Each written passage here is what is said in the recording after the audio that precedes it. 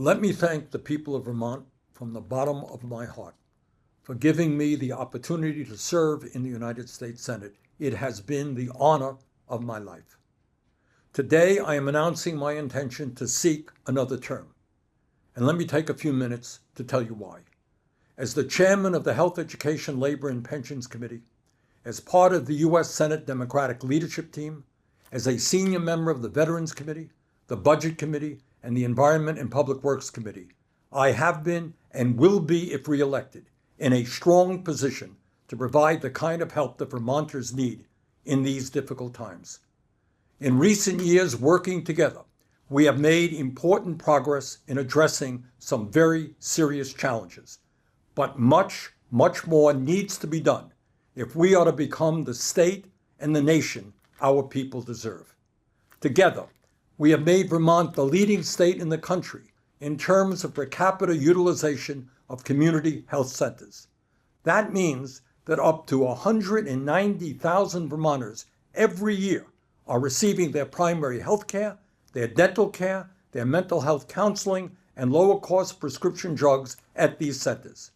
But that is not enough.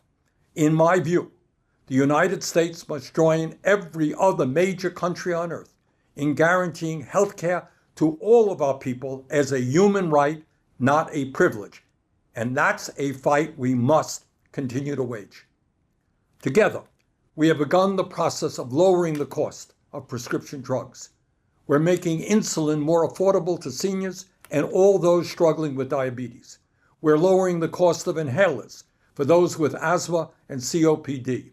We're finally beginning to negotiate prices with the big drug companies. But that is not enough. We need to take on the greed of the pharmaceutical industry and end the absurdity of Americans paying by far the highest prices in the world for prescription drugs. Earlier this year, we saw devastating flooding across our state, further illustrating the deadly effects of climate change. And I will tell you that visiting the communities impacted in Berrien, Montpelier, and Weston, Ludlow, and other towns, and talking with Vermonters who had lost their homes and businesses, that was a painful experience. Together, we must continue to combat climate change by transforming our energy system away from fossil fuel and into energy efficiency and sustainable energy. I'm proud that I was able to bring $62 million into the state to help our people afford solar panels for their rooftops and additional money for heat pumps. But that is not enough. This is a global crisis. We must work with every country on earth to cut carbon emissions and save the planet for our kids and future generations. As the former chair of the Veterans Committee, I am proud of the role my office has played in making sure that veterans in our state get the quality health care they deserve, whether it's at the White River Junction Medical Center or community-based outpatient clinics around the state. And I'm excited about major new VA health clinics which will be built both in Chittenden County and for Vermont veterans in the southern part of our state. But that is not enough. We must vigorously oppose those who want to privatize the VA and make sure that every veteran gets the quality care and the benefits they have earned. I am proud of my 100% lifetime voting record in defense of women's rights and the absolute need for women to control their own bodies. And I'm proud of Vermont for becoming the first state to enshrine abortion rights in our Constitution. But that is not enough.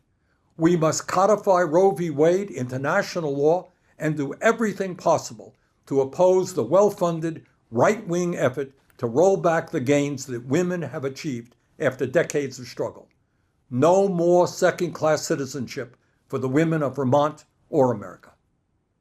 I'm proud of the role my office has played in canceling student debt for millions of Americans, including nearly 6,500 here in Vermont. But that's not enough.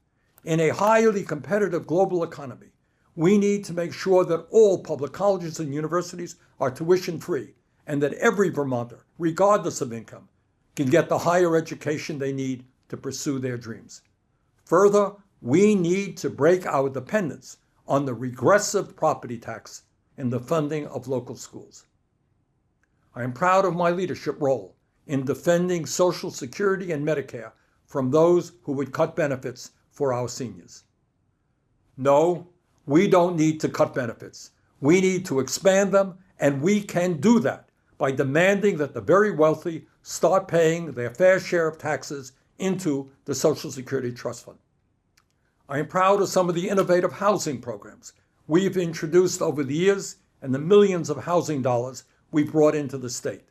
This includes the National Housing Trust Fund, a national program modeled after the Burlington Community Land Trust, now the Champlain Housing Trust, which puts federal funds to work to create safe, perpetually affordable housing. But that's not enough. We have a major housing crisis today that must be addressed. No Vermonter should be paying 40 or 50% of his or her income to put a roof over their heads. And there is one other issue that I know is very much on the minds of Vermonters. On October 7th, 2023, Hamas, a terrorist organization, began the war in Gaza with a horrific attack on Israel that killed 1,200 innocent men, women, and children, and took more than 230 hostages, some of whom remain in captivity today. Israel had the absolute right to defend itself against this terrorist attack, but it did not and does not have the right to go to war against the entire Palestinian people, which is exactly what it is doing. 34,000 Palestinians have already been killed and 77,000 have been wounded, 70% of whom are women and children. According to humanitarian organizations, famine and starvation are now imminent. In my view, U.S. tax dollars should not be going to the extremist Netanyahu government to continue its devastating war against the Palestinian people. Let me conclude by telling you what you already know.